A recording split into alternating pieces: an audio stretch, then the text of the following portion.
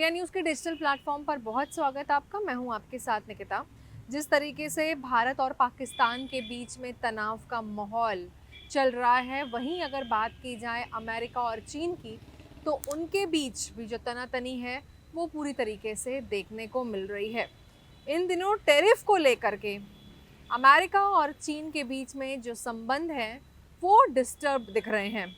वहीं अब अमेरिका के राष्ट्रपति डोनाल्ड ट्रंप की बात करूं तो जिस कदर उन्होंने टैरिफ बढ़ा रखा था, अब वो इस बात पर भी आ गए हैं कि जो टैरिफ है वो उसे घटाने के लिए भी बात कर रहे हैं। इसलिए क्योंकि इस बढ़ते टैरिफ ने पूरे मार्केट को हिलाकर रख दिया था।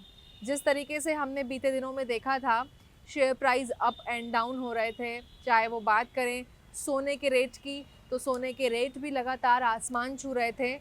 और अब आपको ये भी बता दूं कि इन सब मसलों पर अब अमेरिका के राष्ट्रपति डोनाल्ड ट्रंप थोड़ी नरमी बरतते नज़र आ रहे हैं। और ट्रंप का कहना है कि चीन पर लगाए गए टैरिफ को वो भविष्य में कम करने के लिए तैयार हैं। जिस तरीके से चीन ने भी हालांकि टैरिफ लगाया था अमेरिका पर, लेकिन अब डोनाल्ड ट्रंप का ये कहना एक आशा की उम्मीद ज़रूर दिखा रहा है। ट्रंप प्रशासन की ओर से चीन से आने वाले जो भी आयात है उस पर लगाए गए टैरिफ की दर 145% तक पहुंच गई थी, जिसके जवाब में चीन ने भी अमेरिका पर जो टैरिफ लगाया था वो 125% था। और इसको लेकर के जो वैश्विक बाज़ार हैं उनमें काफ़ी हड़कंप मच गया था, कई बाज़ार ठप हो गए थे। तो फिलहाल जिस तरीके से मैन्युफैक्चरिंग टूल से लेकर के कपड़े, खिलौने, इन तमाम चीज़ों की बात करें तो अमेरिका उपभोक्ताओं की ओर से इस्तेमाल किए जाने वाली चीज़ों की कीमतों का बढ़ने का खतरा भी लगातार दिख रहा था।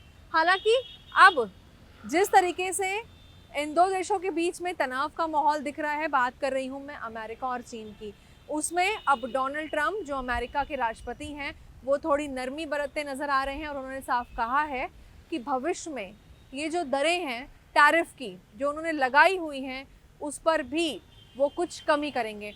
देखने वाली बात ये होगी कि अब कमी करने के बाद क्या अमेरिका और चीन के जो संबंध है वो पहले से सुधर पाते हैं या नहीं।